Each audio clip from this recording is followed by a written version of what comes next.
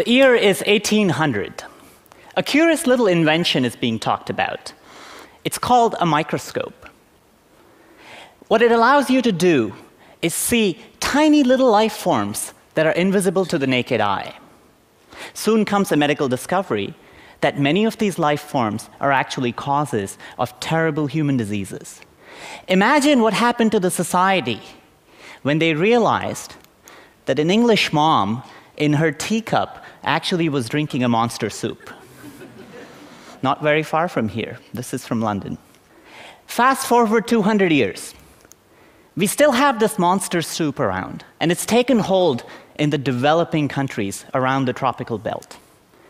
Just for malaria itself, there are 1 million deaths a year, and more than 1 billion people that need to be tested because they are at risk for different species of malarial infections.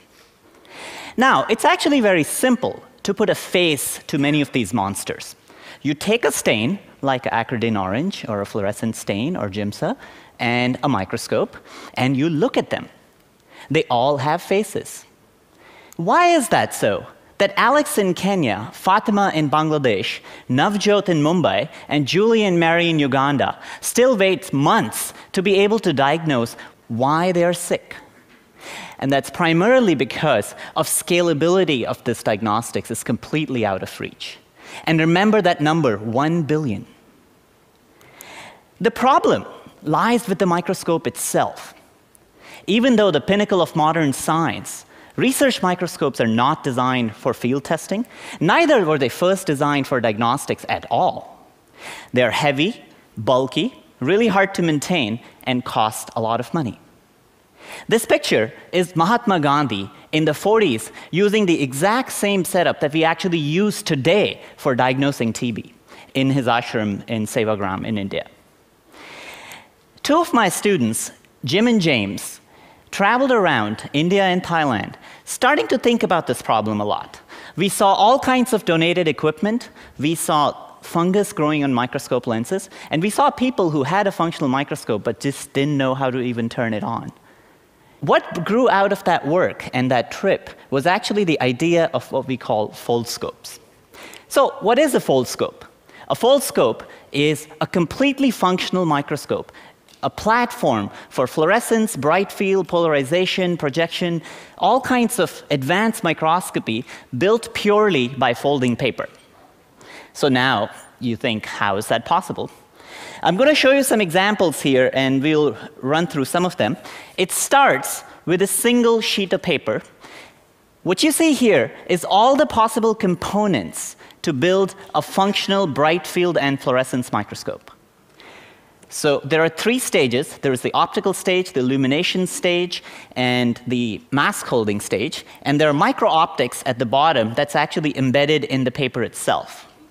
What you do is you take it on, and just like you were playing like a toy, which it is, I tab it off, and I break it off. This paper has no instructions and no languages. There is a code, a color code embedded that tells you exactly how to fold that specific microscope. When it's done, it looks something like this. Has all the functionalities of a standard microscope, just like an XY stage, a place where a sample slide could go, for example, right here. We didn't want to change this because this is the standard that's been optimized for over the years, and many health workers are actually used to this. So this is what changes, but the standard stains all remain the same for many different diseases. You pop this in. There is an XY stage. And then there is a focusing stage, which is a flexure mechanism that's built in paper itself that allows us to move and focus the lenses by micron steps. So what's really interesting about this object, and my students hate when I do this, but I'm going to do this anyway, is these are rugged devices. I can turn it on and throw it on the floor and really try to stomp on it. And they last, even though they're designed from a very flexible material like paper. Another fun fact is this is what we actually send out there as a standard diagnostic tool. But here, in this envelope, I have 30 different foldscopes of different configurations, all in a single folder. And I'm going to pick one randomly. This one, turns out, is actually designed specifically for malaria, because it has the fluorescent filters built specifically for diagnosing malaria. So the idea of very specific diagnostic microscopes comes out of this. So up till now, you didn't actually see what I would see from one of these setups. So what I would like to do is, if we could dim the lights, please. It turns out foldscopes are also projection microscopes. I have these two microscopes that I'm going to go to the back of the wall, and just project. And this way, you would see exactly what I would see. What you're looking at, this is a cross-section of a compound eye. And when I'm going to zoom in closer, right there, I'm going through the z-axis. You actually see how the lenses are cut together in the cross-section pattern. Another example, one of my favorite insects, I love to hate this one, is a mosquito. And you're seeing the antenna of a Culex pipens right there. All from the simple setup that I actually described. So my wife has been field testing some of our microscopes by washing my clothes whenever I forget them in the dryer. So it turns out they're waterproof, and right here is just fluorescein water. And I don't know if you can actually see this. This also shows you how the projection scope works. You get to see the beam the way it's projected and bent. Can we get the lights back on again? So I'm quickly going to show you, since I'm running out of time, in terms of how much it costs for us to manufacture, the biggest idea was roll-to-roll manufacturing. So we built this out of 50 cents of parts and cost.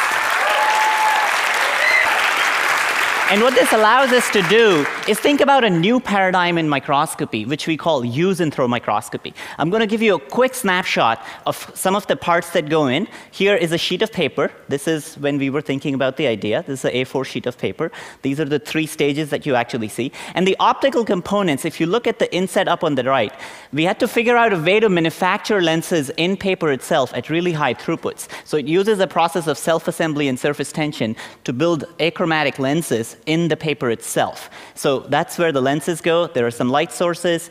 And essentially, in the end, all the parts line up because of origami, because of the fact that origami allows us sub-micron scale precision of optical alignment. So even though this looks like a simple toy, the aspects of engineering that go in something like this are fairly sophisticated.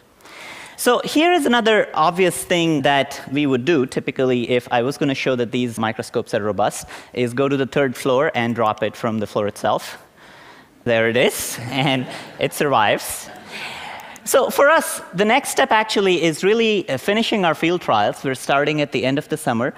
We are at a stage where we'll be making thousands of microscopes. That would be the first time where we would be doing field trials with the highest density of microscopes ever at a given place.